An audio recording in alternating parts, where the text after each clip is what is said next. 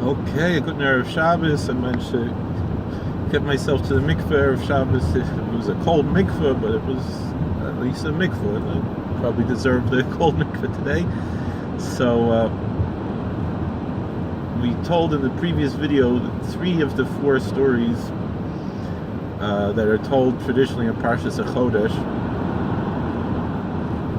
that are said to be segulas for Parnasa. The schus of Reb Melech in Luzhensk, that the Kosher Magid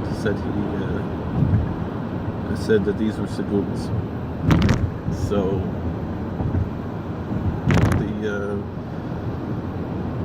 the last story, probably maybe the most famous story, they made a video out of it recently, a CGI cartoon. I didn't see it, didn't look that good, but I've seen a lot of books recently. They like to tell this story. My wife hates this story, but I think it's a pretty cool story. I believe the story actually took place in Prague, because or a similar story took place in Prague, because the Pinchasov's shul in Prague, the story goes, the legend goes, that's how it was built. It was a story like this. So it's quite possible the story took place in Prague, but so it doesn't really make sense because Prague is a city, and this story is taking place more in a feudalist, serfdom. Not really a city structure, as far as I know, more of a rural area. So maybe it was not too far from Prague as a possibility. As the story goes, the Yid, they always called the Mashka, usually what they would call a Yid. It was a Jew who was a serf. He lived on a feudal tract of land, and there was a Poritz, the feudal lord, who asked this Mashka. He said, "How is business going? How are you surviving? How are things going?" And Mashka said, God gives me everything I need. I'm very thankful to God.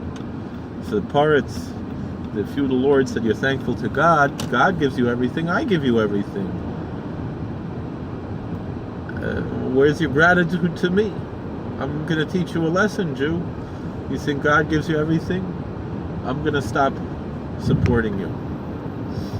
And it was just before Pesach, so this Mashka, he wasn't going to have any money for Yontif now. It seemed. But he had emunah, he had bitachon, he had faith and trust in God, that God would support him. So the Poritz goes back home. He goes to his counting house, where he's counting all his money, and he's counting his coins. He has these very valuable gold coins that he's counting, and he had a pet monkey with him. So he's sitting there checking if the coins are real. You know how they used to bite the coins to see if it was a real coin or a fake coin. Also, he was kind of cleaning them off. It was kind of disgusting what they would do, but they were pretty disgusting people back then in the feudal days, medieval times, or post-medieval times perhaps. But he was kind of washing off the coins with his saliva. It's a gross thing to do, but that's what he was doing. So the monkey was there watching him do this, and you know what they say, monkey see, monkey do. So when he left, the monkey didn't know what he was doing. He thought he was eating the coins. He thought these were food. And so the monkey started eating coins, and he ate thousands of dollars worth of coins, maybe millions of dollars in today's currency worth of coins, gold coins. And the monkey just kept eating the coins, and he filled up his whole belly with coins, and it killed him. The monkey died.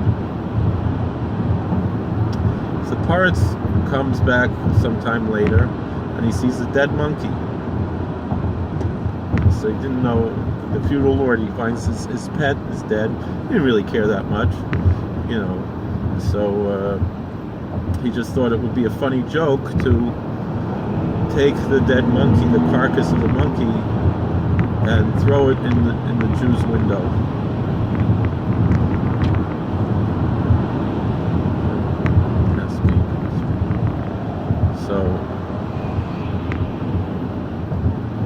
So that's what he did. He threw the dead monkey into the Jew's window, and so this dead monkey flies into Mashka's window, and they hear a clank, and like some of the coins were still in his mouth, like the coins fall out of the mouth of the monkey, and they pick it up and they feel it's like full of coins, and they open it up, and the monkey was full of these coins. So the Jew was very rich now, and now he's able to go. Like I said, he built the Pinkasova synagogue. I'm pretty sure, and that's the site. One of the synagogues in Prague, I think it was Pinkasova, that was built from such a story. So maybe it happened more than once, such a story. I don't know. So anyway, the feudal lord, the Poritz, comes back, and he sees the Jew on Pesach having this lavish feast. And he said, I stopped paying you. Where do you have money to have this big lavish feast in honor of your holiday? And he told him the story. He said, I don't know, this monkey flew in through my window and it was filled with gold coins. So then the Poritz saw, yeah, his God took care of him. And so and the guy was rich now for the rest of his life. He never had to work a day in his life again. He could just sit and learn and donate money to the community. He built a synagogue and so forth. And so just as this Eid had Parnasa for Pesach and for the whole year for the rest of his life, so too in the schus of Reb Melech from the Zhensk, we should have Parnasa in the schus of the Kosher Magid and all the tzaddikim.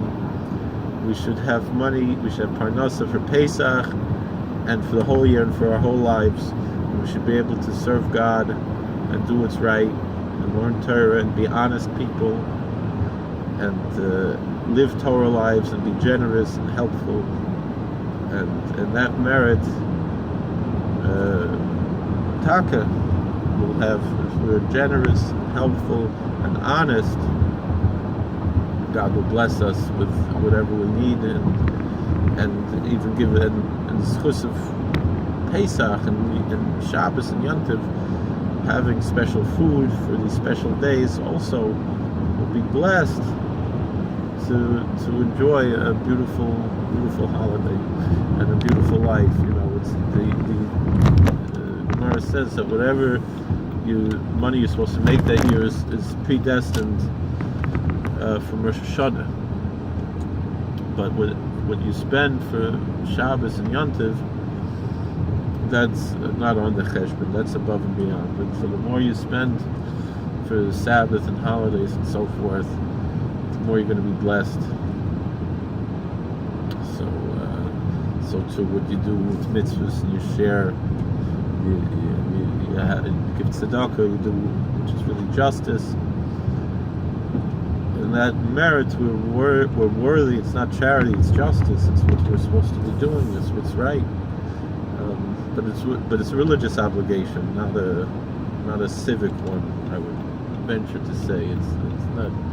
I don't know how much of this is, but if the civic society decides this is what they want to do, because to hate they can do it. It's up to them.